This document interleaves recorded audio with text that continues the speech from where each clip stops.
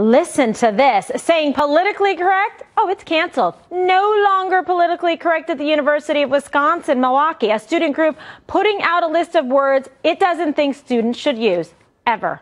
Some of the words on that list? Yeah, politically correct. Oh, lame, that's also canceled. And crazy, don't ever say it. Some on campus are outraged over the list, but others think it's a good thing. UWM student body president Mike Sportiello joins us from campus. My goodness. Thank goodness I'm not on college campuses anymore. But what is going on there and how are the students reacting to this list? Can you hear me? I think perhaps we maybe lost his audio. Can you hear me, Mike? Oh, there you are. Hi. Hi. What's going on is that students are engaged. Yeah, Students are finally about engaged this? in discussion. Okay. They're finally engaged in a discussion about the power of words. You know, last time I checked, asking students to think critically about the power of the words they use isn't so new. The Just Words campaign isn't new this year, but the idea of thinking critically is all of a sudden newsworthy. That to me is a little surprising. Yeah, but, you know, parents are paying a lot of money and students are taking out loans to be able to go to school and get an education. I mean, people are going to be afraid to open their mouth if they have to worry if they mess up and say politically correct or they mess up and say the word crazy. It makes no sense. Oh, I don't think people are worried about messing up. I think what's going on is that students are starting dialogue about words that may be offensive to some others. Last time I checked, a sign on a wall that, you know, says saying that's gay may have some bad implications, may be insulting to groups, isn't news. This is completely voluntary. There's nobody going around telling people to shut their mouth or, hey, don't say that. This is starting a dialogue between students and staff about things that maybe students haven't thought about before. Okay, if anything, this is a really engaging way to dialogue. Okay, well, I understand that, and that's another phrase now, right? Weighted dialogue. But you have to understand, people are listening at home and saying the word lame, that is something that we have to have a big discussion about, that it's weighted dialogue. It just seems like a little bit excessive, and I don't know if it's really educating people in terms of going to school and being able to learn something so they can better themselves to go further in their, you know, career with an education that actually helps them fulfill those goals. Well, can I ask you a quick question? Yeah. So, you know, if you were unfortunately in a car accident on your way home and you unfortunately broke both of your legs and you became lame, and then somebody started using the word that you self-identify with to insult you, or not to insult you, but to describe a situation that they don't think is good, you know, whether it's like, oh, you know, someone sneezed in my dinner, that's lame, and all of a sudden they're using a word that personally affects you. Me personally, you don't see how that could be offensive?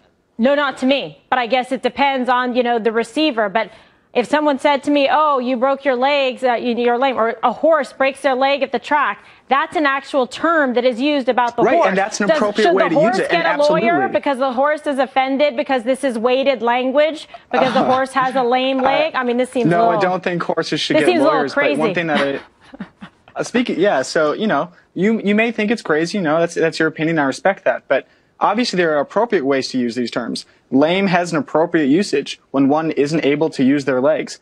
Gay has an appropriate usage when one identifies as homosexual. An inappropriate way to use those words is one that isn't in the proper definition, in a way that afflicts some marginalization upon some outside group that isn't you. Well, there's a wide spectrum there, and there's some words and phrases on there that do not seem that they should be considered to be offensive versus serious, real dialogue about things that would matter and that actually might have an impact on someone, that you wouldn't want to use language that was offensive or was, you know, prejudiced or biased against them. I think that's the distinction. And I think that is a distinction, but when you look at it, I think you have to ask not just what do people with privilege, people like you and me who aren't lame, but other people too, what do they think of these words? It's not just about how you feel. Life is about looking at how everyone feels and interacting with each other. And again, no one's running around telling people what to say. There's freedom of speech in this country. Right. Everyone's proud of it. We're a publicly funded institution. We're proud of the First Amendment here, okay? We're just asking for people to think about the words they use. And last time I checked, it's not so crazy to ask people to think before they talk. Okay, well, you just used the word crazy now probably like 2-3 times in this segment. So that's interesting. So guess what, Mike? Call me crazy. I'm going to ask you to stick around because we have a guest that's joining us, and maybe you can opine in as well, if that's not banned. Is campus censorship getting out of control? That's a question tonight.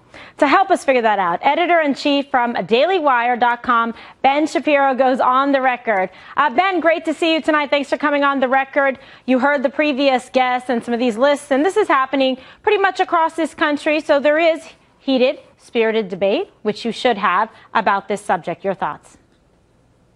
Well, I mean, first of all, I think that what we're teaching a lot of the kids in college is that oversensitivity and perceived victimization is a path toward reward and virtue. That the more you feel as though you're oppressed, the more people are going to sympathize with you and give you what you want. I think that's a bit of a mistake. I think it'd probably be better off just teaching people not to take everything quite so seriously.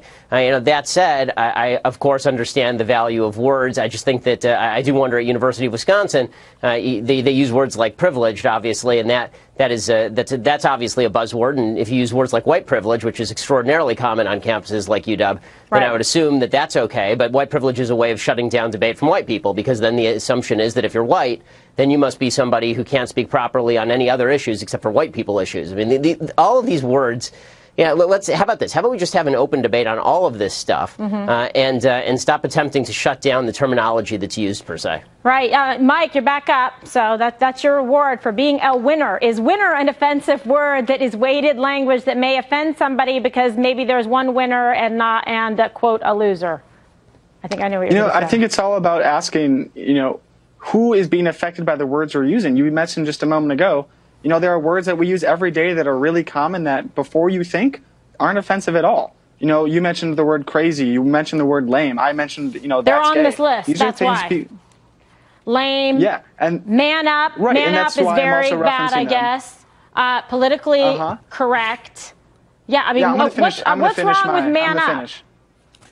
What's wrong with man up? Yeah. So I have 6 sisters and a mother and 1 father. So I come from a family of predominantly women. Right. And so when my sisters are growing up in an environment where whenever, they hurt their foot or something is hurting them emotionally or physically, and if I were to tell them to man up, that the ideal thing is to become more masculine and less feminine, to me personally, that's I don't know, offensive. but I mean, I don't think you're going to say that to your mother, so I think that's not a very good or specific example. Maybe you say it to Ben. Ben, man up. Does that bother you?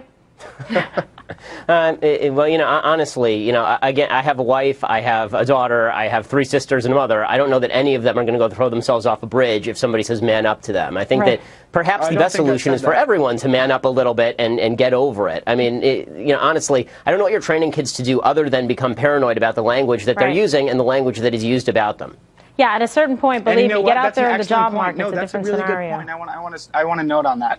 You're right. To make a really, really big deal out of something isn't always the best thing to do. But you know what? It's a good place to start and to talk about it. Sometimes it's not the time or place to bring it up. If we're having a good conversation about the educational system and you use the word but people lame would in a also sentence, might be offended to the term big deal, too, and you just used it. See what I'm saying throughout this conversation? No, because that's not related at all. Okay. I mean, listen. That just doesn't make any sense, Ben. Ben.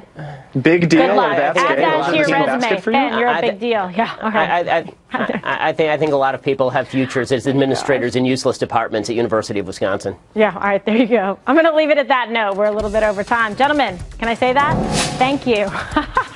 And rescue.